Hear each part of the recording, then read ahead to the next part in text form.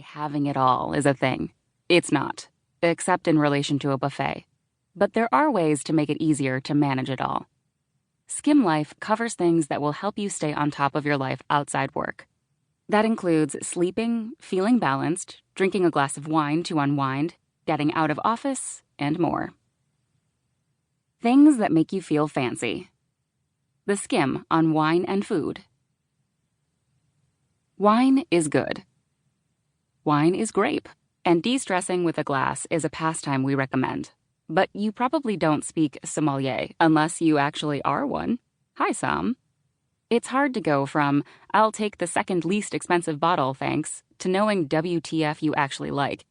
Things get even more complicated when you try to play matchmaker. Which foods go well with this vino? Will I ruin my fish with a heavy red? Am I actually partial to the softer California grape? So many questions, so many answers to pour out. How is wine made? With a lot of TLC. Wine is basically fermented grape juice. Grapes are destemmed and crushed. Then yeast does its part. Yeast is a fungus, stick with us, that can convert sugar into alcohol. This is called fermentation.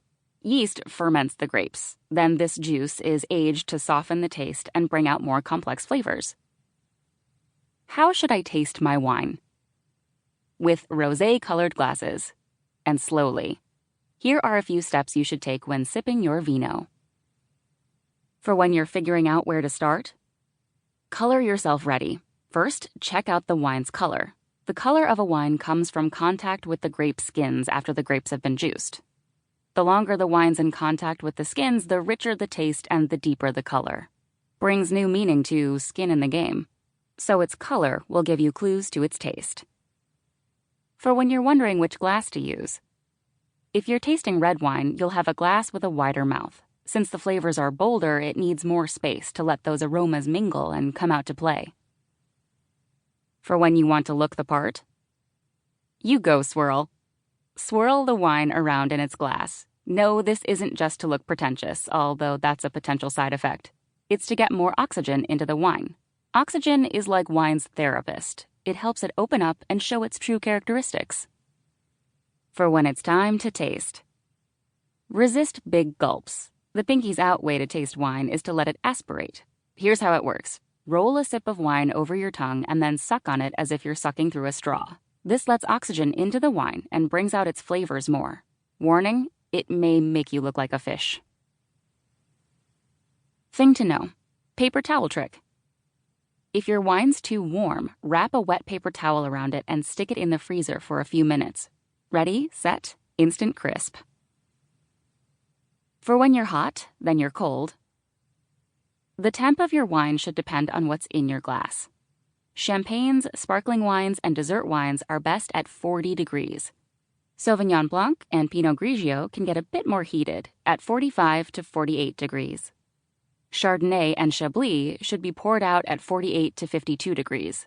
Then reds can get warmer. Pinot Noir is best at 60 to 64 degrees. Cabernet Sauvignon, Merlot, Syrah, 64 to 66 degrees. So remember, bubbly is the most chilled, and the darker the wine, the warmer it can get. Red hot. How do I characterize my wine?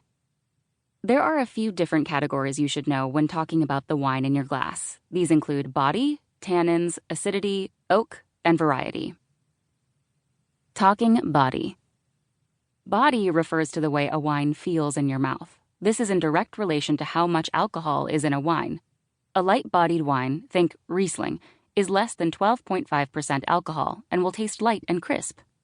A medium-bodied wine, think rosé, is between 12.5 and 13.5% and will have a little more oomph.